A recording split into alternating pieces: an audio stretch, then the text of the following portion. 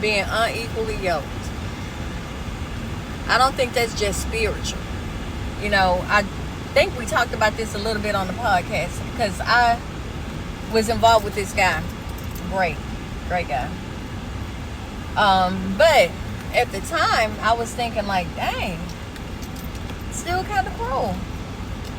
And he used to say things like, do you have $5,000 in the bank? What's your credit score?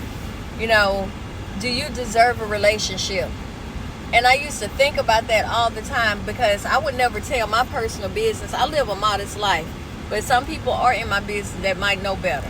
But at the same time, I used to just listen to him say all those things, and I would never say anything. I'd say anything to maybe probably like six months or 7 months, somewhere down into the relationship.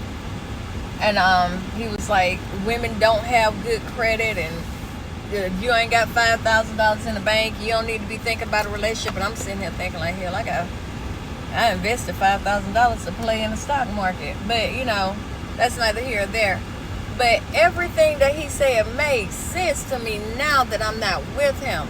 I have so many men trying to talk to me and get involved with me, and then start asking me for favors or just some weird stuff, And I started thinking about it like, dang, now I understand. I thought it was just a situation with just women.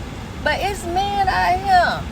It's men out here that will use a woman up, will take and take and take. And it's just ridiculous. So y'all got to start asking these hard questions. And I'm talking about women because I'm talking about myself. I'm trying to let the window down to give y'all some light. That you got to ask these hard questions. What your credit score is. You know what I'm saying? How much money you got in the bank? What's your relationship goals? Number one. Relationship goals.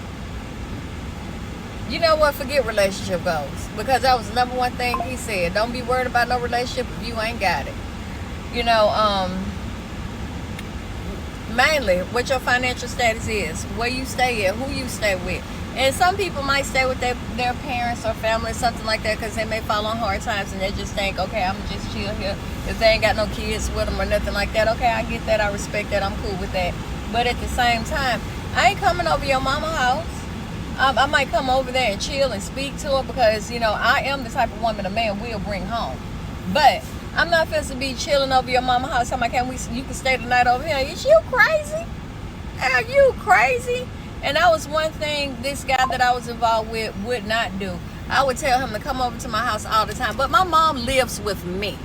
I got my kids at my house. And he was like, no, I'm not going to do that because you got people at your house. Which he could have came over there. It's my house. But at the same time, I can understand his level of respect. So ladies, y'all got to start asking these hard questions. And then after you get with the guy, you done did everything with him. And now 9 times out of 10, you done got pregnant, or you in a financial situation, or you need him to help you. He can't do nothing but give you some dangling. I mean, really, come on now. We need to start asking those hard questions and changing our behavior and what we do. So the next time you hook up with somebody, don't get up here and start complaining, talking about he couldn't do nothing for me. All he wanted me for was one thing. I be feeling like that by some guys. They look at me as a Scooby snack. They might just want me for one thing, but guess what? They ain't getting it. And anybody that I ever got involved with, because I know some of the people I still talk to, or on my TikTok, social media sites, I ain't easy. And I am not for the streets. I am a stable woman, and I've been in stable situations the majority of my life. I hadn't been all over the place looking for love in all the wrong places. I've been a wife, hell, over half of my life. So, ask these men these hard questions. What you got in the bank? You got at least $10,000? Or how much your mortgage is? How much your rent is?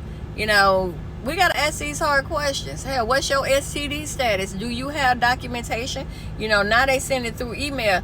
Can you log in? Let's ask these hard questions, people. And I ain't just talking about ladies, because you know how I am. I'm going to bring it back, and I'm going to say, guys, you ask too. Because you'll get with a woman, her credit bad, she ain't got no money, she messed up. All she trying to do is move in with you, find her somewhere to go, or find her a place to stay. and use the hell out of you. And then before you know it, things ain't working between y'all and you ain't got nothing else because she done ran through everything you got. I'm just saying. Ask them hard questions.